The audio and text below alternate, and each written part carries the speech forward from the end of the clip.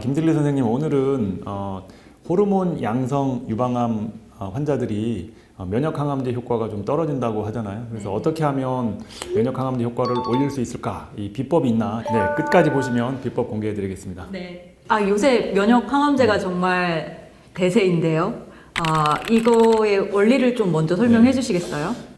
사실 이제 면역 항암제 좀 어렵죠. 이야기가 어려운데 제가 가능한 좀 쉽게 말씀을 해드려 볼게요. 원래 우리 몸에서 T 면역 세포라고 하는 이 면역 세포가 있는데 정상적인 환경이라면 T 면역 세포가 암세포들을 계속 잡아내기 때문에 암이 생겨서 커지려고 해도 암세포가 죽고 또 커지려고 해도 암세포가 죽고 이런 이제 면역학적인 기전 때문에 암이 발생하지 않는데 암 환자들은 이런 T 면역세포 기능이 떨어져 있는 거예요. 그 일종의 우리는 이거를 T 면역세포에 브레이크가 걸렸다 이렇게 브레이크라고 얘기를 하는데 그러니까 브레이크가 딱 걸려 있기 때문에 T 면역세포가 암세포를 잡아내지 못하고 암이 커가는 것을 가만히 지켜볼 수밖에 없는 겁니다. 그래서 이런 상황에서 면역 관문 억제제 항암제를 투약을 하면 브레이크가 풀리는 거예요. 그래서 T 면역 세포가 다시 살아나서 암세포들을 찾아서 공격을 해서 이제 암이 치료가 되는 거죠. 그럼 T세포가 약간 정신을 차리고 이제 암을 죽인다는 거죠? 그렇죠. 예. 브레이크 때문에 잠시 정신줄 놨다가 다시 이제 정신을 다시 찾는 겁니다. 네. 그러면 뭐 모든 암이 다 면역 항암제가 잘 듣는 건 아닐 것 같은데요. 네, 그렇게만 된다면 정말 꿈 같은 얘기죠. 네. 우리 의사들이 바라는 일이고 또 환자분들도 얼마나 그런 걸 바라겠어요. 근데 불행하게도 일부의 암들만이 이제 면역 항암제 효과가 있는데요. 흑색종이 제일 효과가 좋다라는 걸로 알려져 있고 두 번째는 이제 폐암, 그다음 세 번째는 이제 대장암 중에서도 미세부수체 바이오마커 양성 그런 대장암들이 굉장히 효과가 좋아요. 이 세 가지 경우가 제일 효과가 좋거든요. 사람들이 연구를 해봤죠. 어떤 암들이 면역 항암제 반응이 좋고 어떤 게 이제 반응이 좋지 않은가라는 연구를 해봤더니 종양당 돌연변이 숫자가 많을수록 어떤 암은 이제 효과가 좋고 돌연변이 숫자가 적으면 면역 항암제 효과가 좀 떨어진다는 얘기거든요. 그래서 이게 이 연관성, 이 코릴레이션이 꽤 높은 편이에요. 그래서 이게 2013년에 이제 좋은 저널에 발표가 돼서 굉장히 신빙성 있는 근거가 될 수가 있죠. 근데 이제 돌연변이가 낮은 자궁 내막암이나 간세포암도 근데 현재 활발하게 면역 항암제가 쓰이고 그렇죠. 있잖아요. 예, 네. 아주 좋은 지적이신데요. 그래서 처음에는 사실은 이제 면역 항암제 효과가 별 볼 일 없어서 좀 실망했어요. 그런데 우리 의사들 그리고 과학자들이 이거를 또 가만 놔두지 않고 굉장히 또 명렬한 연구를 통해서 렌비마라고 하는 이 병합제를 같이 씀으로써 키트루다의 효과를 굉장히 올려줬습니다. 그래서 굉장히 많은 환자들이 지금 혜택을 보고 있죠. 그렇다면 이제 저희는 이제 유방암 환자들을 많이 보니까요.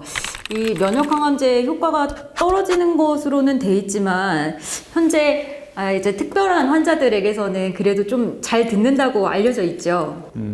그렇죠. 아무리 면역 항암제 효과가 떨어진다 하더라도 일부의 환자들은 면역 항암제를 쓸 수 있다 이런 얘기인데요. 요거를 제가 이제 두 가지 이 적응증을 말씀을 해드릴게요. 3중 음성 유방암이라고 하는 이제 유방암의 타입이 있습니다. 이제 제가 이거는 여러 번 제 유튜브 채널에서 말씀을 드렸는데 3중 음성 유방암에서 특히 조기 유방암, 수술이 가능한 조기 유방암에서 PD-L1이라고 하는 바이오마커 발현과 관계없이 표준 항암제하고 키트루다를 병합해서 썼을 때 병리학적 완전 관해율을 높일 수 있다는 것입니다. 이 병리학적 완전 관해율이라는 말이 조금 어렵긴 한데요. 이거는 이제 선항암을 했을 때 암세포가 완전히 사멸돼서 나중에 수술을 해봤더니 암세포가 다 없어졌다. 이런 거를 이제 병리학적 완전 관해라고 하고 병리학적 완전 관해가 된 환자들은 완치될 가능성이 굉장히 높아요. 예, 거의 재발을 하지 않죠. 그래서 이러한 병리학적 완전 관해율을 51%에서 65%로 무려 14%를 증가를 시켜줬다는 것이고요. 재발 위험도도 27% 감소시켰습니다. 그래서 현재 이제 우리 환자분들이 이런 혜택을 보고 있고요. 두 번째 적응증은 전이성 3중 음성 유방암이에요. 전이암에서도 효과가 있는데요. 조건은 PD-L1 바이오마커가 양성인 경우, 이거는 바이오마커가 양성인 환자들만 쓸 수 있습니다. 그래서 표준 항암제와 키트루다를 병합해서 쓰게 되면 항암제의 그 효과를 판정하는 그 기준이 무진행 생존 기간이라는 게 있어요. 그래서 암이 진행하지 않고 생존할 수 있는 그 기간, 요 기간을 이제 무진행 생존 기간이라고 하는데 5.6개월에서 이 면역 항암제를 쓰면 9.7개월로 몇 개월을 향상시켜 주었고요. 전체 생존 기간은 16개월에서 23개월로 무려 7개월 향상되는 결과를 보여주었습니다. 그러면 유방암의 그 타입 중에 지금 현재까지는 이제 3중 음성 유방암에서만 허가가 되어 있는데요.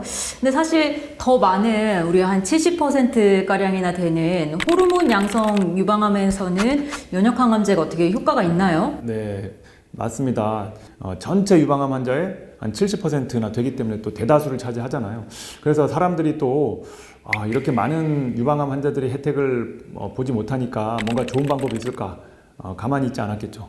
연구를 맹렬히 해서 또 이제 좋은 방법들을 찾아 나가고 있다라는 것입니다. 그래서 오늘 그 몇 가지를 좀 소개를 해드리도록 할게요. 자, 호르몬 수용체 양성인 전이성 유방암 환자들은 첫 번째 호르몬 치료가 굉장히 중요합니다.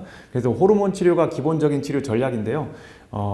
임넨스나 키스칼리, 버제니오 이런 약들은 CDK4/6 억제제라고 하는 이제 표적 치료제인데 이런 표적 치료제와 페마라를 병합해서 쓰는 게 1차 치료제예요. 이게 전 세계적으로 지금 통용되고 있는 1차 치료제고 우리나라 환자분들도 굉장히 많이 쓰고 있고요. 그래서 이 약의 효과가 떨어지면 두 번째로 쓰는 약이 이제 풀베스트란이라는 호르몬제 또는 아로마신 아피니토 병합제 이런 약들을 쓸 수가 있는 것이고요. 그리고 두 번째 치료 전략은 뭐냐면요. 항암 치료가 있습니다. 이 호르몬 치료를 다 소진을 했거나 또는 처음에 환자분이 좀 암이 너무 심해서 빨리 암을 줄여야 되겠다라고 할 때는 이제 항암 치료를 하셔야 되는데 항암 치료 전략으로 맨 첫 번째 추천되는 것은 이제 파클리탁셀입니다. 그 파클리탁셀을 먼저 쓰시고 이 항암제 효과가 떨어질 때쯤 되면 또 다른 약으로 바꿔야 되는데 뭐 할라벤이나 뭐 젤로다 이런 약제로 바꾸는 게 현재의 표준 치료 전략이 되겠고요. 이런 표준 치료 전략을 아시고 그럼 어떻게 하면 치료 효과를 더 올릴 방법을 찾을 수 있을까? 특히 면역 항암제 치료 효과를 올릴까? 이제 그 얘기를 해드리도록 할게요. 사실은 지금까지는 면역 항암제가 이제 호르몬 양성 유방암에 승인이 되지 않았어요. 그래서 환자들이 원해도 처방해서 쓸 수가 없거든요. 단지 방법은 있습니다. 임상시험에 본인이 포함이 되면 쓸 수가 있어요. 그래서 임상시험 몇 가지만 제가 좀 보여드리면은요. 첫 번째는 면역 항암제 중에 우리가 키투르다라고 하는 이 면역 항암제가 제일 대표적인데 키투르다가 효과가 좀 떨어지는 면이 있기 때문에 이 효과를 올려주기 위해서 린파자라고 하는 파프 억제제, 표적 치료제를 병합해서 쓰는 임상시험 하나가 있고요. 두 번째는요. 방사선 치료도 면역 항암제 효과를 올려준다는 게 다른 암에서 많이 연구가 됐잖아요. 그래서 호르몬 양성 유방암에서도 이런 연구가 지금 되고 있습니다. 그리고 세 번째는 파클리탁셀과 면역 항암제를 같이 쓰는 병합적인 방법이에요. 근데 요 파클리탁셀은 표준적인 방법인데 그냥 여기다가 면역 항암제만 병합을 하는 게 무슨 효과를 올려줄 수 있을까? 이제 이런 생각을 하실 수도 있겠지만 아까 맨 처음에 제가 말씀드렸죠. 면역 항암제 효과가 높은 환자들은 돌연변이가 많은 환자들이라고 말씀드렸잖아요. 그러면 우리가 거꾸로 생각하면 돼요.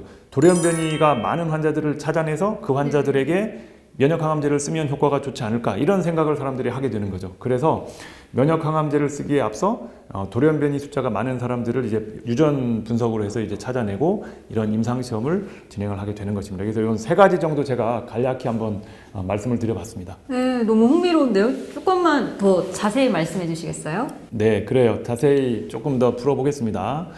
첫 번째, 두 번째 말씀드린 내용은 아까 린파자라고 하는 표적 치료제, 그 다음에 방사선 치료. 이 두 가지는 공통점이 뭐냐 하면은요, 이런 약이나 방사선 치료를 했을 때 암세포가 죽으면서 항원 물질들을 이렇게 배출을 할 수가 있는 거예요. 그러면 이제 항원 물질들이 면역을 일으켜서 면역 항암제가 더 활성이 높아지도록 하는 그런 역할을 하게 됩니다. 이거를 우리가 면역 원성이 더 강해진다라고 하는데 그러니까 면역 반응이 더 강해지는 거를 면역 원성이 강해진다 이런 말로 우리가 표현을 할 수가 있는데요. 요 세 번째 아까 돌연변이 개수가 많은 환자를 찾아내는 방법은 조금 복잡하기 때문에 제가 그림을 또 하나 준비를 해봤습니다. 자, 요 그림을 보시면 호르몬 수용체 양성 유방암 환자가 의사 선생님께 오면 종양을 생검을 해서 돌연변이가 몇 개가 있는지 유전자 분석을 해서 그 유전자 분석 결과 돌연변이가 몇 개 이상 나오면 면역 항암제를 투약을 하는 것입니다. 이제 이 임상 시험에서는 돌연변이 숫자가 몇 개 이상이 돼야 이 면역항암제를 투약을 할 수 있다 이런 기준이 있는데, 그러면 돌연변이가 몇 개 이하인 경우에, 몇 개 미만인 경우는 그냥 다른 치료를 하는 게 낫겠다라고 판단을 하기 때문에 이제 그렇게 한다 이렇게 생각을 하시면 되겠어요. 그래서 승인이 난 거는 아니지만 잘 들을 만한 환자들을 이렇게 골라낸다는 그렇죠. 뜻이죠. 네, 그렇죠. 근데 임상시험은 좀 많이 이렇게 퍼져 있진 않아요. 어디나 이제 가서 임상시험을 할 수 있는 건 아니고, 그 임상시험이 오픈되어 있는 그런 병원에 가야지만이 할 수 있잖아요. 그래서 제가 아까 소개해드린 몇 개의 연구들은 이제 미국에서만 하는 게 사실은 많고요. 네. 또 어떤 거는 찾아보면 우리나라에서 하는 것들도 있을 수 있어요. 그래서 우리 호르몬 수용체 양성 유방암 환자들은 포기를 하고 말 게 아니고요. 이런 임상시험을 하는 병원도 혹시 있는지도 주변에 한번 살펴보시고, 또 여러분들이 그런 임상시험에 참여할 수 있다면 이제 좋은 치료 효과를 여러분들도 이제 받을 수 있기를 기대해 봅니다. 예, 오늘 함께 해주셔서 감사합니다.